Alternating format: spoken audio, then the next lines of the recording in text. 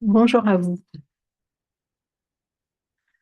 Alors, aujourd'hui, je vais vous parler, en fait, vous partager euh, à travers deux rêves, en fait, que j'ai vécus récemment. Je les ai, je, je- je les ai tellement vécus dans cette vibration que j'ai pensé vous les partager. Donc, je vais les ouvrir avec vous, les traverser, en fait, étape par étape, euh, pour en éclairer le sens vibratoire et aller jusqu'à la lecture la plus profonde, l'absolu. Alors, l'idée n'est pas d'expliquer ou d'analyser mentalement, hein, mais de laisser apparaître ce que chaque rêve révèle du mouvement intérieur avant de le laisser se dissoudre dans ce qui ne bouge jamais. Alors nous allons, dans un premier temps, d'abord regarder les scènes telles qu'elles se présentent en fait, puis et sentir ce qui se joue dans le système, et enfin reconnaître euh, ce qui en vérité n'a jamais été touché par aucun rêve en fait. Un chemin simple, tout simple, hein, ça sera progressif, ça sera vivant, euh, dans l'expérience en fait, brute comme ça, à la conscience jusqu'au silence d'où tout apparaît. Alors, je vais donc vous expliquer ma lecture vibratoire de ces deux rêves. Donc, je vais faire ces deux rêves ou ces cauchemars. En fait, tout dépend comment on le vit, hein. Et donc, je vais commencer par le premier. Donc, je suis dans mon rêve et dans ce rêve, j'étais en train de parler et de rassurer un jeune homme, visiblement que je connaissais. Donc après, qu'il soit rassuré, il est parti et il allait mieux. Puis vient une jeune fille que je connaissais, qui était très perturbée.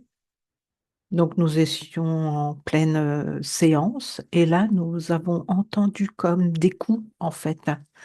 Nous avons aperçu le jeune homme qui, en revenant vers nous, avait un pistolet dans la main. Les coups que nous avions entendus étaient les coups de revolver. Il tirait comme ça, à droite, à gauche, sur les gens qui étaient sur son passage, en fait. Et là, il vient directement vers moi et me fait tomber, en fait, de toute sa hauteur et vise ma tête. Ah, j'étais, mais effrayée dans mon rêve. Donc, je le suppliais de ne pas me tuer. Et lui n'arrêtait pas de répéter: tout cela est de ta faute, tout cela est de ta faute. Et il tire. Je ne comprends pas. J'essaye de réaliser dans mon rêve toujours, ben, je ne suis pas morte. Sur le coup, j'ai même eu le temps de me dire, il a loupé ma tête, évidemment. Donc je continuais de le supplier parce qu'il avait toujours son arme braquée sur moi. Je le suppliais de ne pas tirer, en fait, une deuxième fois, puis il a tiré là, une deuxième fois.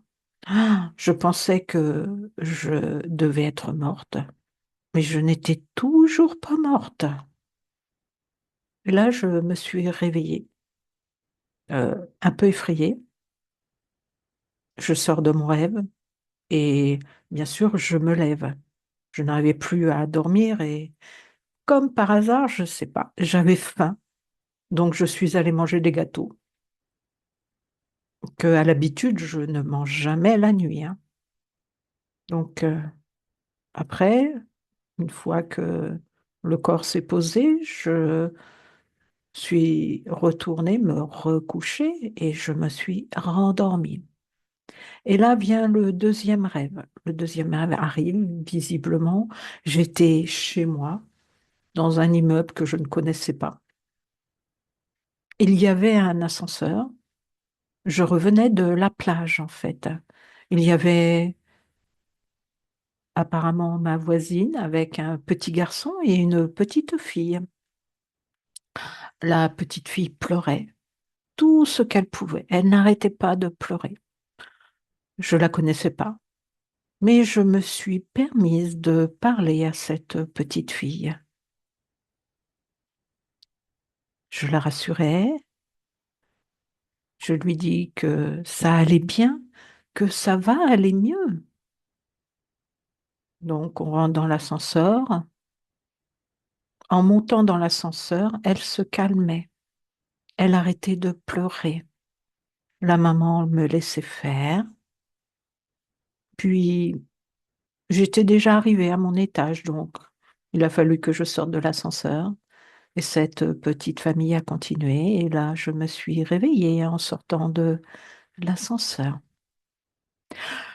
Voilà mes deux rêves. Donc maintenant, je vais vous faire cette lecture profonde. On va commencer par le premier rêve, la scène de violence, le jeune homme, le tir et la faute.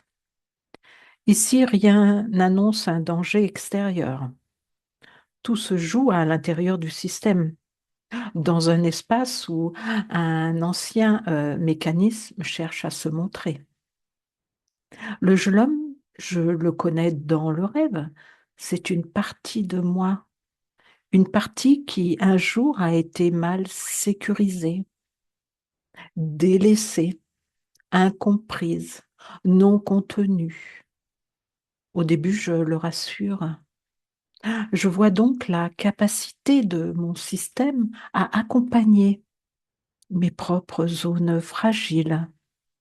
Puis, cette même partie revient armée, un pistolet représentant toujours dans le rêve un pouvoir mal utilisé, une colère retournée, un mécanisme de survie qui attaque au lieu de se dissoudre.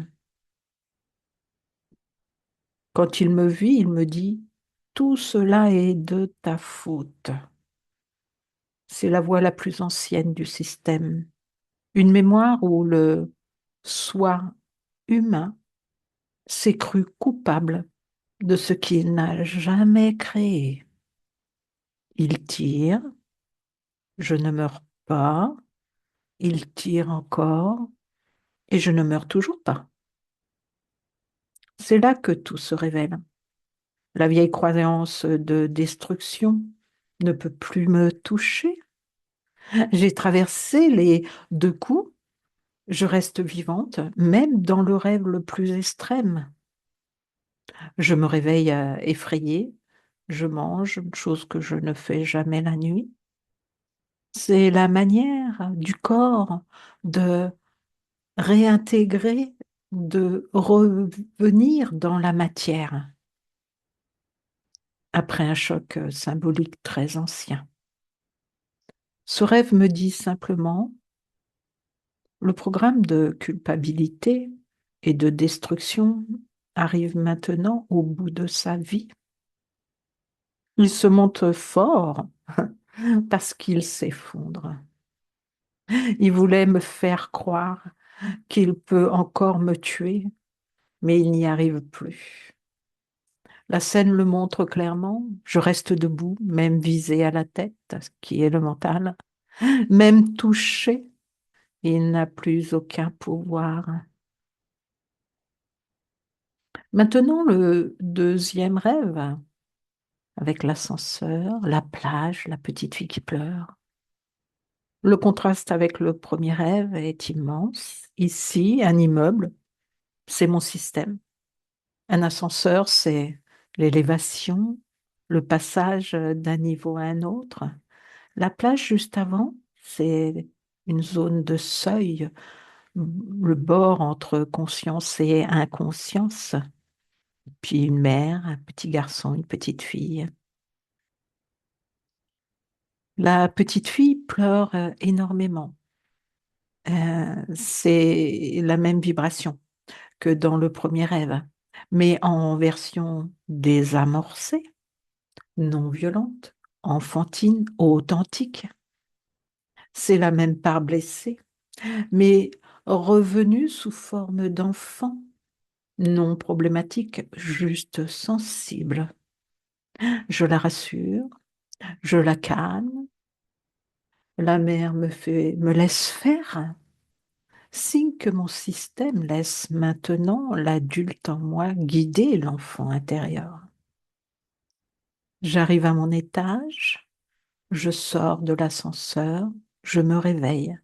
C'est extrêmement clair en fait.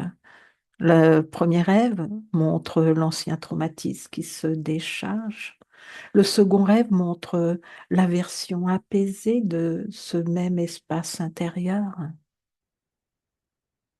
Le premier, c'est la mémoire brute. Le second, c'est la réparation en cours. Rien à forcer, rien à comprendre mentalement, juste voir l'espace qui attaquait hier revient aujourd'hui sous la forme d'une enfant qui pleure et qui se laisse consoler. La violence est transformée, l'ombre a changé de densité, elle devient abordable, humaine, douce.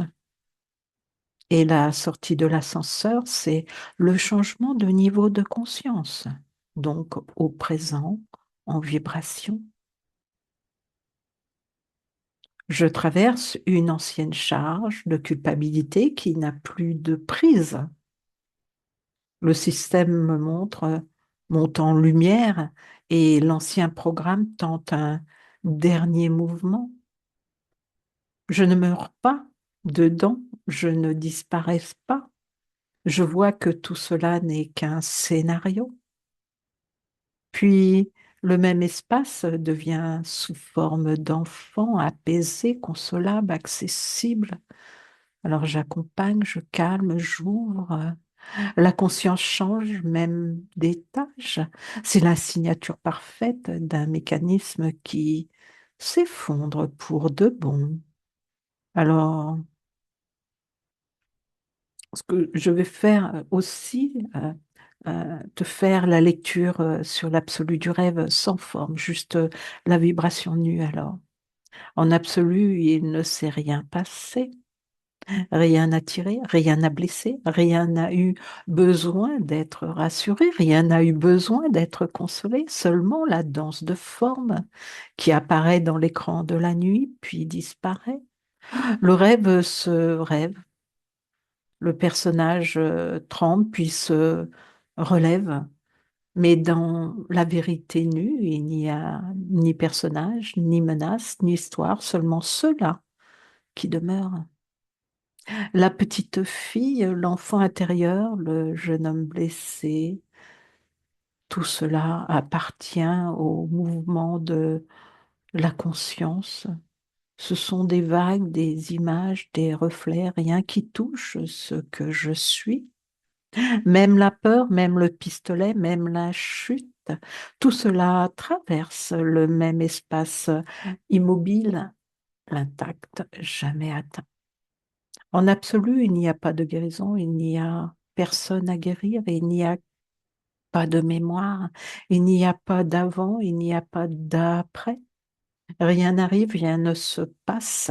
Je suis cela avant tout rêve, pendant tout rêve, après tout rêve. Et pourtant, dans la forme, mon système humain se réorganise, se libère, se défait des anciens échos. La petite fille que j'ai reconnue n'existe pas en vérité, mais la reconnaissance ouvre l'espace où l'histoire peut se dissoudre. Rien ne s'oppose, rien ne se referme, rien n'est séparé. Tout apparaît dans moi et moi, je n'apparais jamais dans le silence, dans la présence intacte, sans bord, sans souffle même. Là où je suis vraiment, il n'y a pas de rêve. Et pourtant, tous les rêves passent par moi. Alors, tu vas me dire, je parle de système. D'autres parlent de choses. Je voulais plus aborder ce qui bouge sous un autre angle de compréhension. Oui, quand je dis système, je parle de ce qui apparaît dans l'expérience humaine, tout ce qui fonctionne, réagit, se contracte, se relâche, se souvient, se projette. C'est un mot neutre, sans dualité, qui ne désigne pas une personne, mais une organisation vivante d'impressions, d'émotions, de mémoire, de conditionnement, de perception.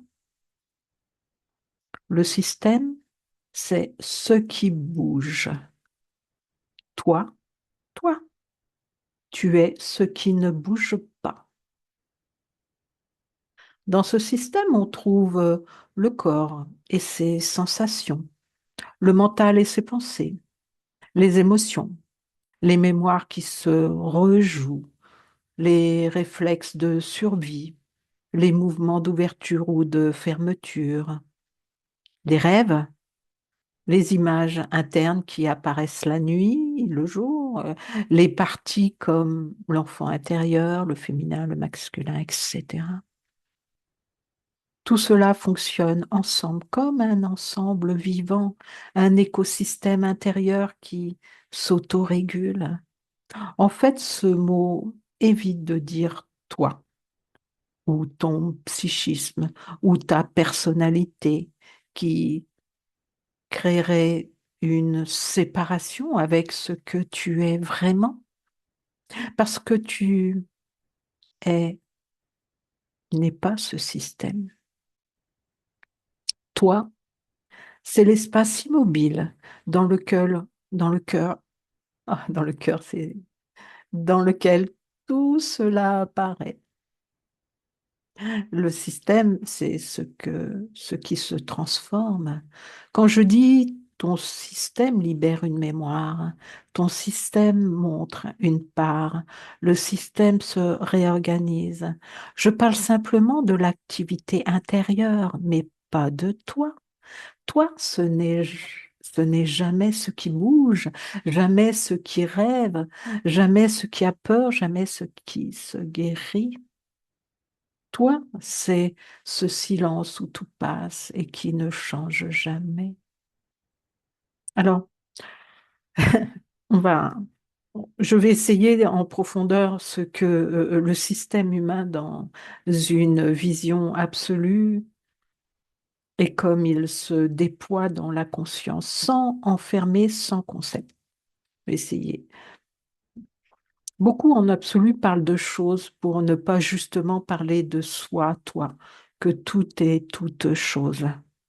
Quand on parle en absolu, on ne parle pas de soi, ni de toi, ni des autres, parce qu'en vérité, il n'y a pas quelqu'un. Alors, le langage glisse naturellement vers le système, la forme, la chose, la manifestation, ce qui apparaît, ce qui se montre, non pas pour éviter, mais pour ne pas créer une illusion de centre personnel, là où il n'y en a jamais eu. En absolu, il n'y a pas moi, il n'y a pas toi. Il n'y a que cela qui prend toutes les formes. Cela pense, cela respire, cela rêve, cela se contracte, cela s'ouvre, cela se cherche, cela se trouve, cela se reconnaît en cela. Et comme il n'y a rien en dehors de cela, tout ce qui est dit dans le langage humain devient forcément des symboles, des indications, des reflets.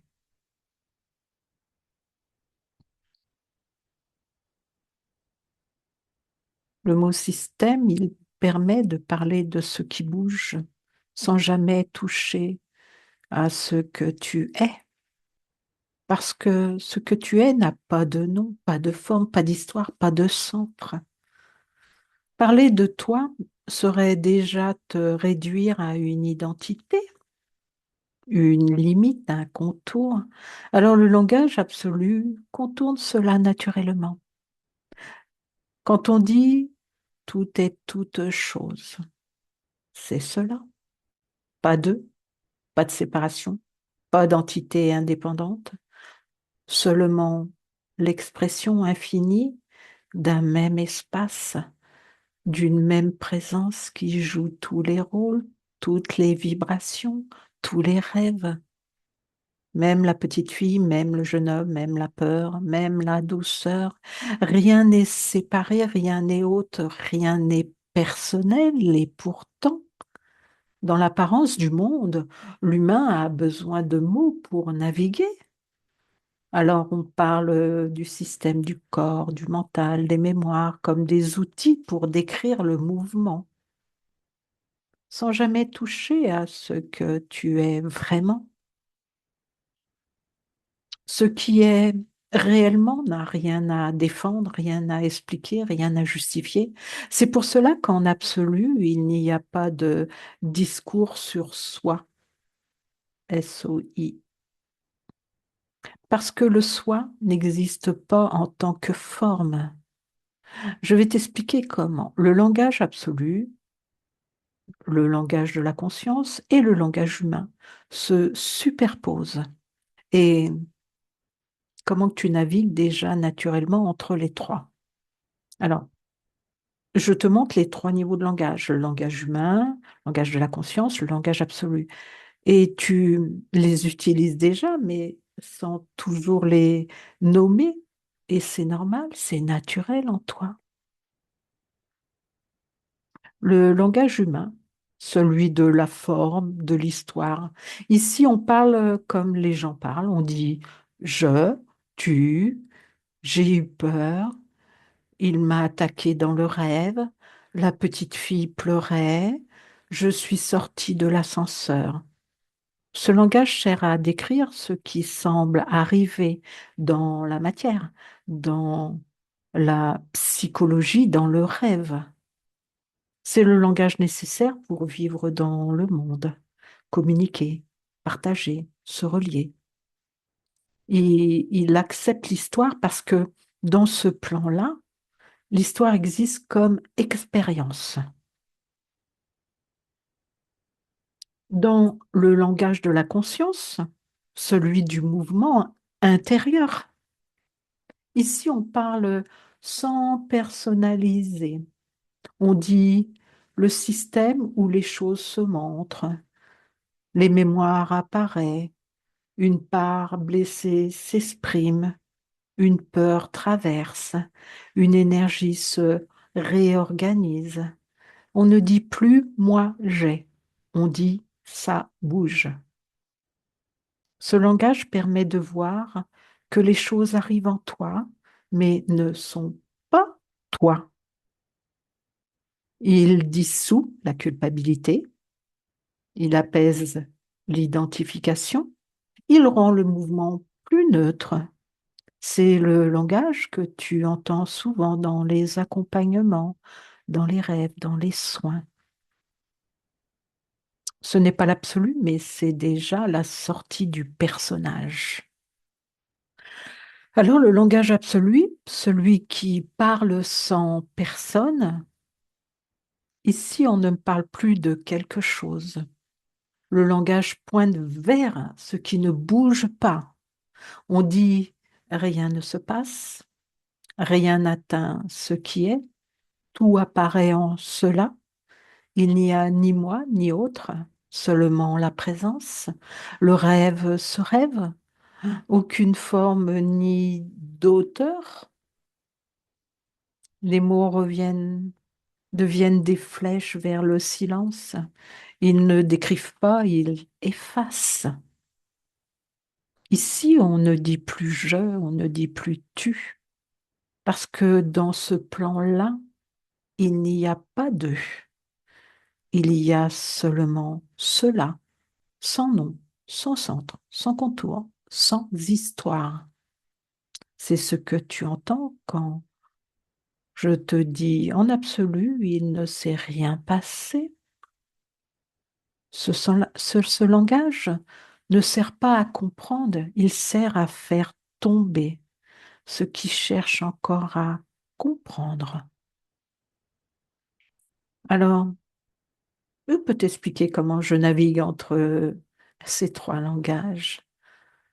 Alors, je raconte mon rêve en langage humain. Je sens que la petite fille me représente, c'est le langage de la conscience. Je dis, en absolu, il ne s'est rien passé, langage absolu. Je fais les trois naturellement parce que la forme vit, la conscience reconnaît et l'absolu demeure. Les trois coexistent, mais l'absolu n'a jamais touché, n'est jamais, jamais touché par les deux autres. Alors, pourquoi que certains parlent en absolu, donc pour ne pas parler d'eux? Parce qu'en absolu, il n'y a pas d'eux. Parler d'un soi, même subtil, serait déjà retomber dans une séparation. Donc, il parle en contournant la personne, non pour fuir, mais parce que la personne n'a aucune réalité là où il pointe. Ce n'est pas une esquive, c'est une précision. Ce qui parle en absolu, ce n'est pas parler de soi, puisque cela impliquerait qu'il y a un moi quelque part, mais il n'y en a jamais eu. Alors, je peux te montrer comment rester dans l'absolu tout en parlant humain, ce que l'on fait déjà en fait, ou comment basculer instantanément d'un niveau à l'autre selon la situation. Alors, je t'explique comment basculer naturellement entre les trois niveaux, humain, conscience absolue, sans te perdre, en restant fluide, parler, présent. C'est exactement ce que je fais dans les soins et méditations, mais ici, tu vas le voir clairement. Au niveau humain, parler à l'humain sans perdre le vrai. Tu utilises ce niveau quand tu accueilles, quand tu rassures, quand tu décris une expérience. Ici, tu peux dire tu as eu peur, tu as vécu quelque chose de fort, ton corps a réagi, tu t'es réveillé en sursaut. Tu parles à l'expérience telle qu'elle apparaît, sans la nier, mais tu ne t'y perds pas, parce qu'au fond, tu sais déjà que ce n'est qu'un passage. C'est le niveau où l'humain se sent compris, rejoint, sécurisé. Tu l'utilises instinctivement. Alors, dans le niveau de conscience, parler d'un mouvement sans l'identifier. Ici, tu changes un peu l'angle, en fait. Tu peux dire une peur traverse, une mémoire apparaît, le système se montre, un mécanisme se défait. Tu ne dis plus tu pointes vers ce qui bouge, sans donner d'identité à ce qui bouge. Tu n'effaces pas l'expérience, mais tu enlèves le personnage qui se croit dedans.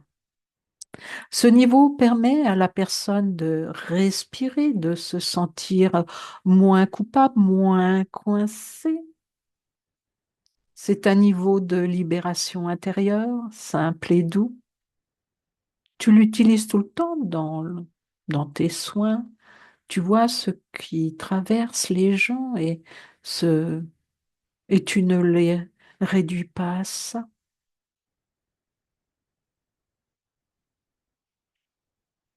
Au niveau de l'absolu, là, il n'y a plus personne, plus d'histoire, plus d'auteur. Ici, tu parles depuis ce qui est immobile. Tu parles comme cela.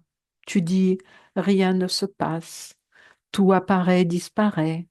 Aucune forme n'a d'auteur. Ce qui est ne peut pas être touché. Il n'y a pas de... Tu ne rassures plus, tu ne guides plus, tu ne corriges plus, tu pointes juste vers ce qui est avant toute expérience. C'est le niveau que tu touches dans tes méditations. Quand tu dis, il n'y a plus rien à rejoindre, tout est déjà là, silence du silence.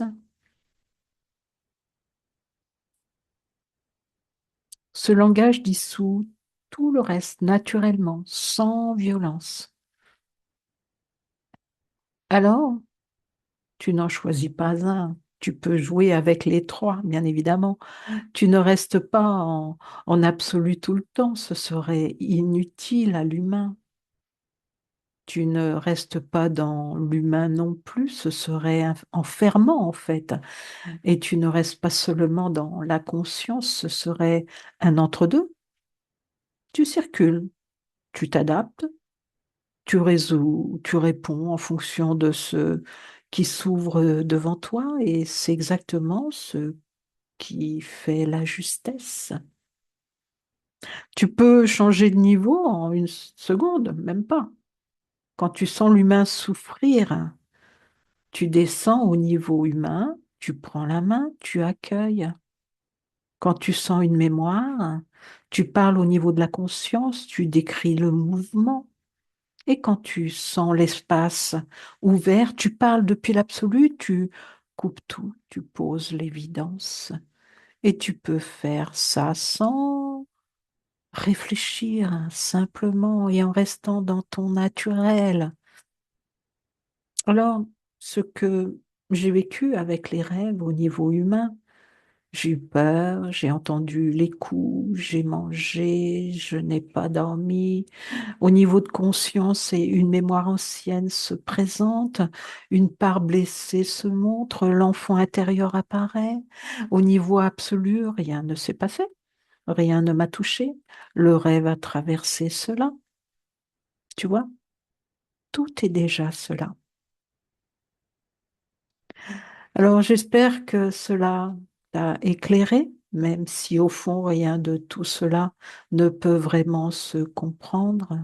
Cela ne peut que se vivre, se traverser, se reconnaître. Les rêves parlent parfois fort, parfois doucement, mais toujours ils pointent vers le même espace, ce lieu où nous qui ne bougeons pas, même au cœur des scénarios les plus intenses. Alors que cette exploration ouvre en toi un peu plus de clarté, un peu plus d'espace et peut-être un souffle de reconnaissance de ce reste intact au-delà de toute histoire. Alors, je te dis à bientôt. Merci de ton écoute et à bientôt pour d'autres histoires.